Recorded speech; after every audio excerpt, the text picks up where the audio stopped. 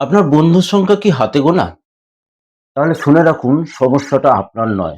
হয়তো আপনি বুদ্ধিমান, তার জন্য এরকম ঘটনা ঘটে। আপনি কি লক্ষ্য করেছেন?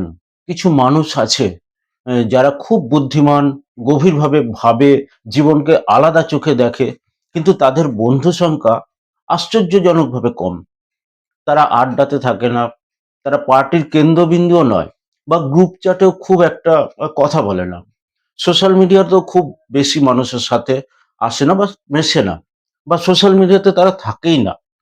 তাহলে প্রশ্নটা স্বাভাবিকভাবেই, বুদ্ধিমান মানুষেরা কি সত্যিই বন্ধু তাদের কম হয়?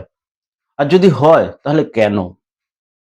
আজকের এই ভিডিওতে আমরা মনোবিজ্ঞান গবেষণা এবং বাস্তব জীবনের আলোকে বিষয়টাকে একটু বুঝে নেব। কেন বুদ্ধিমান মানুষের সংখ্যা সাধারণত কম হয়? এটা কিন্তু কোনো দুর্বলতা না, বা কম তার শক্তিও নয়। আর এর ভেতরে আছে লুকিয়ে থাকা গভীর সত্যটা কি, সেটা আজকে আমরা এখান থেকে জানবো। ভিডিওটা শেষ পর্যন্ত দেখুন, তাহলে বুঝতে পারবেন। আসলে তারা সংখ্যার চেয়ে গভীরতার সংখ্যাটাকে বেশি মূল্য দেয়। বুদ্ধিমান মানুষদের কাছে বন্ধুত্ব মানে শুধু একসাথে কিন্তু সময় কাটানো নয়।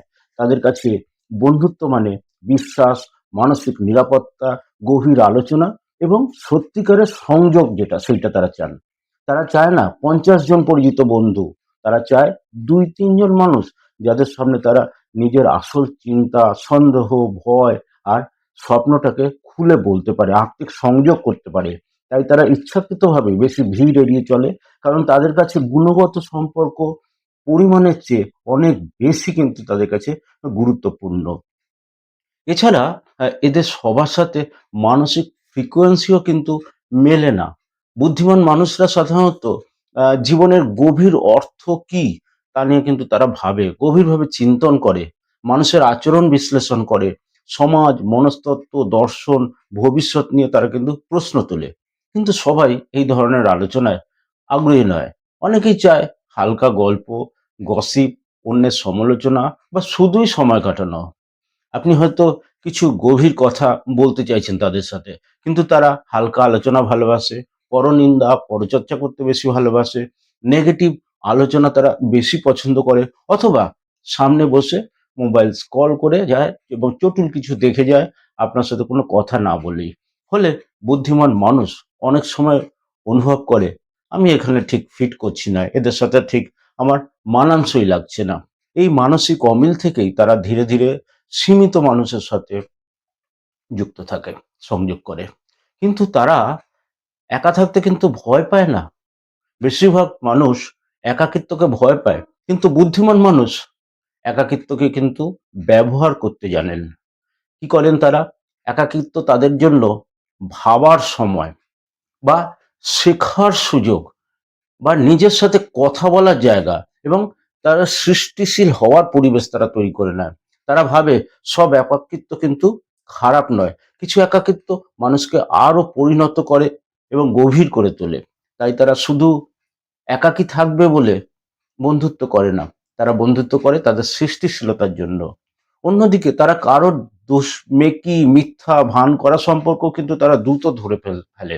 মানে অন্য কেউ যদি মেকি করে তারা বুঝতে পারে। সেই জন্য লোক দেখানোর বন্ধুত্ব, বা সুবিধা বা স্বার্থের সম্পর্ক, অর্থাৎ প্রয়োজন ফুরলেই শেষ, এই সমস্ত বুদ্ধিমান মানুষরা কিন্তু খুব দ্রুত বুঝে ফেলে এবং সেগুলো পরিত্যাগ করে। আর তারা ভাবে এমন সম্পর্ক ধরে রাখা মানে নিজের মানসিক শক্তিটাকে নষ্ট করা। তাই তারা বলে, এরকম সম্পর্ক থাক বা না থাক, আমি কিন্তু এটাতেই ঠিক আছি। এই মানসিক দৃঢ়তার কারণেই তাদের বন্ধু কিন্তু অনেকটাই কম হয়। অপরদিকে তারা স্বাধীনভাবে চিন্তা করে, যা সবাই কিন্তু পছন্দ করে না। বুদ্ধিমান মানুষ প্রায়ই যে প্রচলিত ধারণা থাকে তার বিরুদ্ধে প্রশ্ন করে, জনপ্রিয় মতের তারা বিরোধিতা করতে পারে, নিজের মত কিন্তু তারা স্পষ্টভাবে প্রকাশ করে। কিন্তু সবাই এটা নিতে পারে না।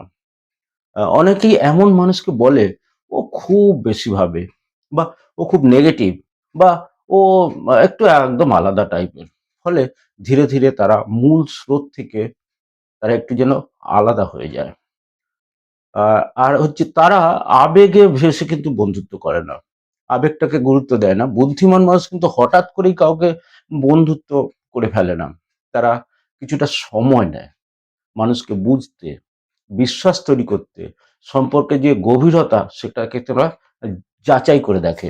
এই ধীর গতির কারণে তাদের বন্ধুত্বের সংখ্যা কম হয়, কিন্তু যেগুলো থাকে সেগুলো হয় খুব দৃঢ় এবং দীর্ঘস্থায়ী।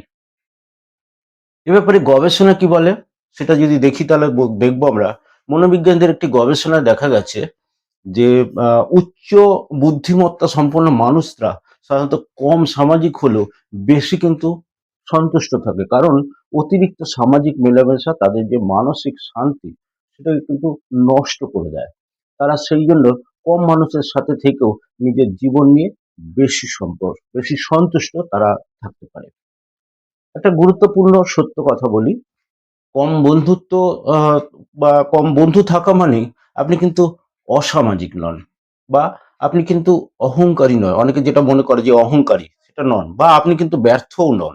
অনেক সময় এর মানে শুধু একটাই, আপনি নিজের মানসিক শক্তিকে অগ্রাধিকার দেন। এটাই এই কম বন্ধুত্ব থাকার কথা বলা যায়। শেষ কথা বলি, যদি আপনার বন্ধু সংখ্যা কম হয় কিন্তু আপনি নিজের সাথে স্বচ্ছন্দ বোধ করেন, তাহলে কিন্তু সেটাই যথেষ্ট। সবাইকে সাথে নিয়ে চলার সেক্ষেত্রে কোনো দরকার নেই। কিছু মানুষ একা হেঁটেই সবচাইতে দূরে কিন্তু পৌঁছাতে পারেন। মনে রাখবেন, কম বন্ধুত্ব মানে কম শব্দ, কম মেকিপনা, কম নাটক আর বেশি আত্মিক শান্তি। যদি কথাগুলো আপনার মন ছুঁয়ে যায়, ভিডিওটি প্লিজ লাইক করুন, শেয়ার করুন, আর এমন গভীর বিষয় নিয়ে কথা বলতে চ্যানেলটিকে সাবস্ক্রাইব করতেও কিন্তু ভুলবেন না। পরবর্তী ভিডিওতে আবার আবার আপনার সাথে দেখা হবে নতুন এক ভাবনার খোঁজে।